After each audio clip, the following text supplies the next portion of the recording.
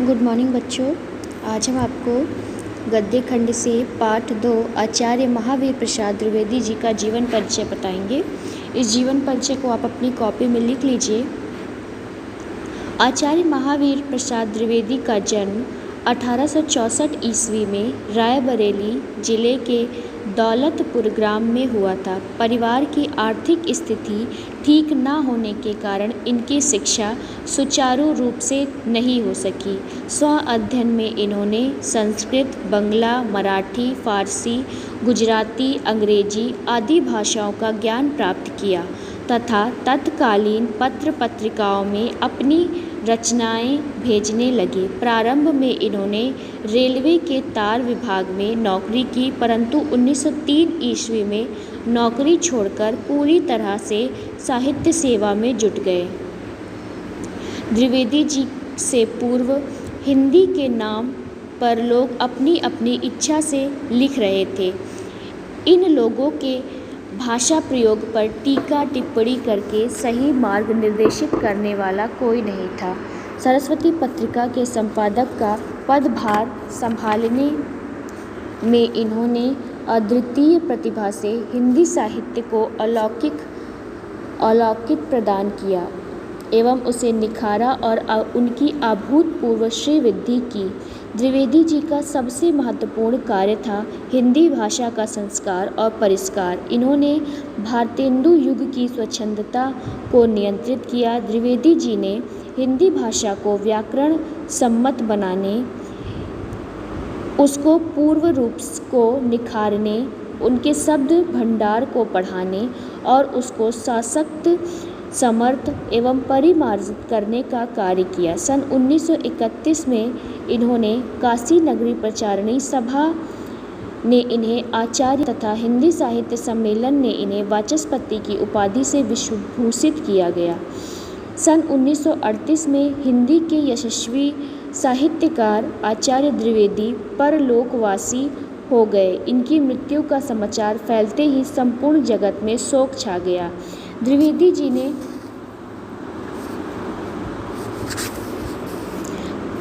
जी ने 50 से अधिक ग्रंथों तथा सैकड़ों निबंधों की रचना की। इनकी प्रमुख कृतियां इस प्रकार है, जिसमें काव्य संग्रह है काव्य मंजूषा।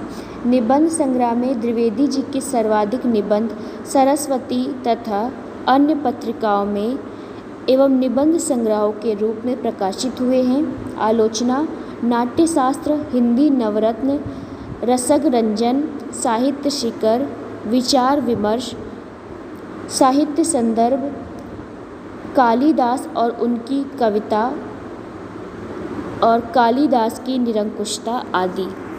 इसके बाद आता है अनुदित नाटक, जिसमें मेघदूत, बेकन विचारमाला, शिक्षा, स्वाधीनता, विचार रत्नावली, कुमार संभव, गंगा लहरी, विनय विनोद, रघुवंश, कितार्थ अर्जुन, हिंदी महाभारत। विविध रचनाओं में जल चिकित्सा, संपत्ति शास्त्र, वाकृत कला आदि। संपादन है सरस्वती मासिक पत्रिका और अन्य विशिष्ट रचनाओं में अद्भुत आलाप, संकलन, हिंदी भाषा की उत्पत्ति, अतीत स्मृति आदि। द्विवेदी जी ने हिंदी भाषा के सच्चे आचार्य थे। ये संस्कृत भाषा के पंडित भी थे। अपनी प्रारंभिक रचनाओं में इन्होंने जिस भाषा का प्रयोग किया वह निरंतर समृद्ध व व्याकरण सम्मत होती चली गई। हिंदी साहित्य के अतिरिक्त इन्होंने अन्य भाषाओं के भी प्रचलित शब्दों के प्रयोग पर बल दिया। द्विवेदी जी की भाषा विविध रूपड़ी है। कहीं उनकी भाषा बोलचाल के बिल्कुल निकट है तो कहीं शुद्ध संस्कृत एवं कलिष्ठ संस्कृतमयी।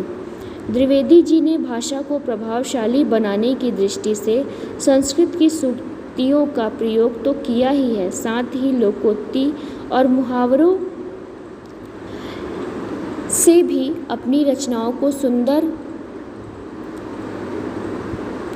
लोकोक्ति और मुहावरों से अपनी भाषाओं का श्रृंगार किया। वे विषय के अनुसार भाषा का प्रयोग करने में सिद्धस्थ हैं। इनकी आलोचनात्मक निबंधों की भाषा शुद्ध संस्कृतनिष्ठ है। समसामयिक आलोचनाओं में मिश्रित भाषा तथा गंभीर व विवेचनात्मक निबंधों में शुद्ध साहित्य भाषा का प्रयोग द्विवेदी जी ने किया है। इनकी भावात्मक निबंधों की भाषा काव्यात्मक एवं अलंकारिक है। शैली की दृष्टि से द्विवेदी जी ने अनेक शैलियों का प्रयोग किया है। इन्होंने भावात्मक शैली में अनेक निबंध लिखे, जिसमें अनुप्रास की छटा व कोमलकांत पदावली का प्रयोग दृष्टिपथ में आता है। द्विवेदी जी की विचारात्मक शैली में तत्सम प्रधान भाषा का प्रयोग हुआ है। इस शैली में मुहावरे तथा हास्य व्यंग्यों का प्रयोग कम हुआ है। इनकी साहित्यिक निबंधों में गणवेशात्मक शैली के भी दर्शन होते हैं। इस शैली में निबंधों की में अपेक्षाकृत अधिक गंभीर है और उर्दू के शब्दों का अभाव है। अपने निबंधों में के बीचों बीच में द्विवेदी जी ने कहीं कहीं पाठकों से वार्तालाप करते हुए दिखाई पड़ते हैं। ऐसे स्थलों पर संवादात्मक शैली का प्रयोग हुआ है। द्विवेदी जी ने बड़ी संख्या में वर्णनात्मक शैली में निबंध लिखे हैं।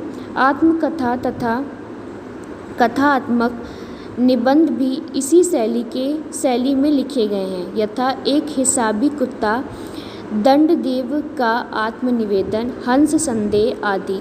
सामाजिक कुरीतियों पर चोट करने के लिए द्विवेदी जी ने व्यंग्यात्मक शैली का प्रयोग किया।